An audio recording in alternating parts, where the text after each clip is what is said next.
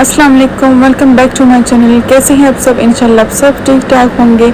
मैं भी बिल्कुल ठीक ठाक हूँ आप सबकी दुआओं से। और यहाँ पर मैंने यूसुफ के सारे कपड़े धो लिए थे और सोच रही थी कि इसको अभी बाहर हैंग कर दूँ, मगर यहाँ पर अमेज़ोन के पैकेज में जब मैंने देखा तो ये लियो शेडो का फूड भी आया हुआ था। तो मैं इनको निकालने लगी तो इतने सारे थे, तो एक हाथ से तो मैं मोबाइल पकड़ी हुई थी, दूसरे हाथ से जब मैं उठाने लगी तो मुझसे गिरने ही लगा। तो यहाँ पर दुबई के घर जो होते हैं वो इतने छोटे छोटे होते हैं, 1 BHK का या 2 BHK का, कि आपके पास हम मतलब जगह ही नहीं होती किसी चीज़ को रखने की, ना यहाँ पे मतलब कुछ अलमारी वगैरह होती है। अगर आपके फर्नीचर के साथ कुछ होता है तो वही है, ना कि यहाँ पे मतलब दीवारों के अंदर जो होती है वही बिल्कुल भी नहीं होती, पाकिस्तान के जैसे होती है यहाँ पे होती है, मगर वो भी जब आ जाती है तो उससे रूम बहुत ही ज़्यादा छोटे पड़ जाते हैं। तो यहाँ पर मैंने इन डब्बे से सारे पैकेट निकाल दिए ताकि थोड़ी सी जगह भी मिल जाए और निकालने में भी आसानी हो। उसके बाद मैंने करनी थी यूसुफ के नहलाने की तैयारी। और अभी यूसुफ जागा हुआ था, उसका टाइमिंग कुछ यूँ है कि बस 12 बजे तक वो उठ जाता है। इसके बाद मैं क्या करती हूँ कि थोड़ा छोड़ देती हूँ ताकि थोड़ा सा खेल कूद ले, और फिर मतलब थक जाता है, फिर उसकी मैं मसाज कर देती हूँ। और मसाज के बाद मैं जब नहला लेती हूँ तो फिर वो सो जाता है, तो थोड़ी सी आसानी भी हो जाती है काम करने में भी। अच्छा जी, यहाँ पर मैं यूसुफ के कपड़े चेक कर रही थी कि कौन सा पहनाओ। आज यूसुफ का था माशाल्लाह माशाल्लाह अल्हम्दुलिल्लाह, यूसुफ का दूसरा मंथ पूरा हो गया था और मैं सोच रही थी कि कौन से कपड़े पहनाऊँ, क्योंकि मैंने सेलिब्रेट करना था यूसुफ का दूसरा मंथ, तो इस वजह से मैं सोच रही थी कि कौन सा पहनाऊँ।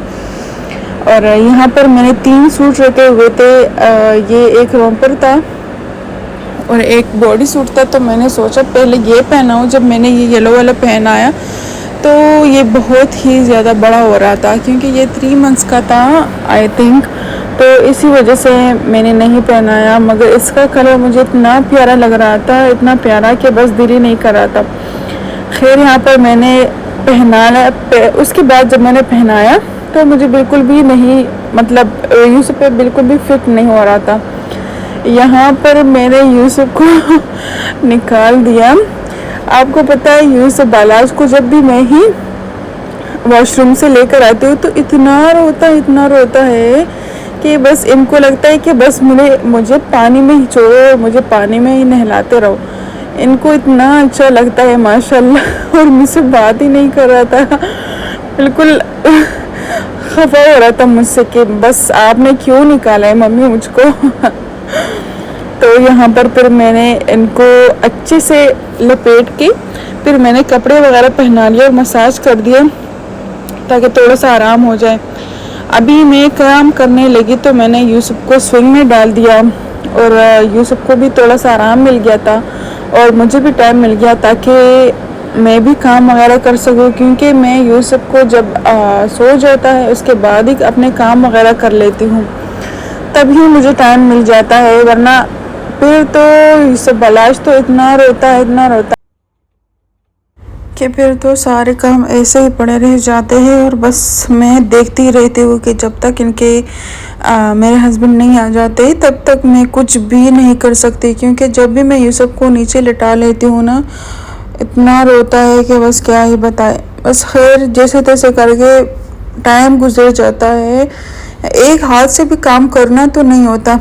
और यहाँ पर 3 बोतल्स रखे हुए हैं। हमारे बिल्डिंग का जो सिक्योरिटी गार्ड है वो कल आया था, तो वो बोल रहे थे कि ये आप बाहर से अंदर कर ले, क्योंकि यहाँ पर क्या हुआ था, इंस्पेक्शन वाले आ रहे थे तो वो चेक कर रहे थे कि बिल्डिंग कैसा है कैसा नहीं है, साफ़ सफाई वगैरह कैसे हो रही है।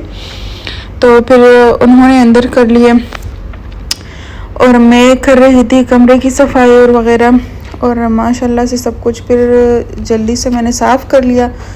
और यहाँ पर मैंने यूसुफ का बेड भी अपने बेड के साथ ही अटैच कर दिया है। और ये जो ऊपर आपको दिखाई देता है ना, ये एक शो पीस मैंने इतना अच्छा लिया था। ये नहीं, ये वाला नहीं था, ये तो मुझे गिफ्ट में मिला था, किसी दोस्त थे वो उन्होंने मुझे गिफ्ट में दिया था, बहुत ही अच्छा था। चले जी, उसके बाद बारी आ गई हमारी वैक्यूम क्लीनर की। तो हमने वैक्यूम की सारे घर को। अब जब मैं यूसुफ को मैंने सुला लिया, आपको पता है बेबी को मतलब जब ये जो ऐसे वाला शोर होता है कि मुसलसल आवाज़ आती रहती है, तो इससे आपको पता है बेबी बिल्कुल भी नहीं झाँकता। पता नहीं इसकी क्या ख़ास वजह है। अब भी मैंने वैक्यूम क्लीनर से सब कुछ साफ़ सफाई वगैरह करी मगर कुछ भी मतलब ये सब टच से मस नहीं हुआ माशाल्लाह से। बस बहुत ही अच्छी नींद में था। तो अभी बारी है मैं के पोछे लगाऊं, मगर मॉप का तो मुझे मेरे पास टाइम ही नहीं था। मैं सोच रही थी कि वे अभी बस साफ़ सफाई ये हो गई और फिर मैंने कपड़े भी बदलने थे। सारे कपड़े मेरे गंदे हो गए थे सफाई वगैरह में। यहाँ पर मैं बाहर आ गई, तकरीबन 7 बज रहे थे, शाम के 7 बज रहे थे और अजानें भी हो रही थी। मगर यहाँ पे जब मैं आ गई तो इतना अच्छा मौसम हो रहा था। कॉर्निश भी यहाँ से दिखता है और यहाँ पर जो बस आपको दिखाई देता है वहाँ पर सारे लोग, कोई उतर रहा है तो कोई बैठ रहा है।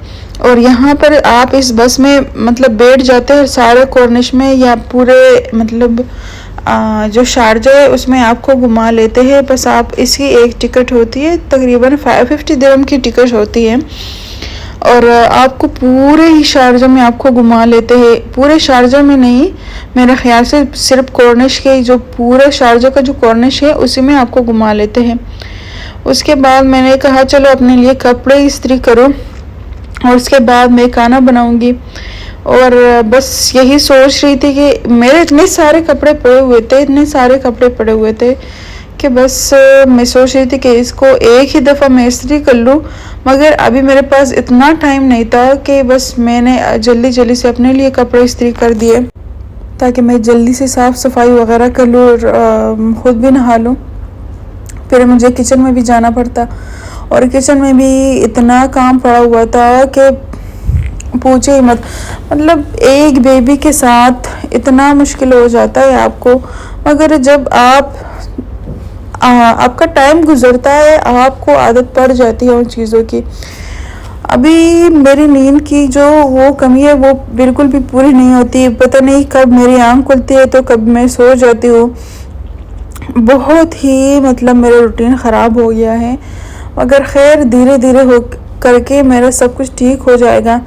तो जी यहाँ पर मैं किचन में आ गई। किचन में मैंने करना था मैंने कीमा पहले से चढ़ा के रख दिया था, उसको मैंने तड़का लगा लिया था और उसके साथ मैंने ऐड करना था पालक, क्योंकि मैंने कीमा पालक बनाना था।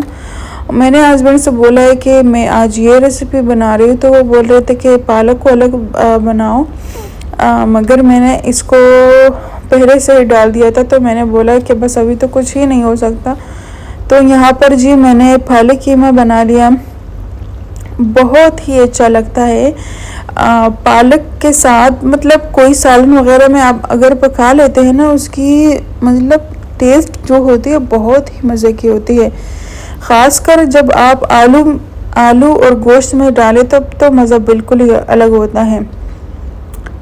और फिर यहाँ पर मेरे हस्बैंड केक भी लाए थे यहाँ पर शमसीन से।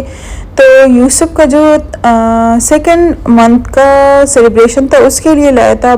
इतना अच्छा केक था, जब मैंने खोला मुझे इतनी खुशी हुई, क्योंकि जब भी आप शमसीन से कोई केक वगैरह लेकर आते हैं तो वो एक ही डिज़ाइन का मिलता है। तो यहाँ पर फिर हम यूसुफ की सेलिब्रेशन कर रहे थे माशाल्लाह से, और वो नींद से उठ गया था तो उसका मूड बिल्कुल भी नहीं था मगर मैंने भी कहा मैंने आज आपके साथ ही सेलिब्रेट करना है।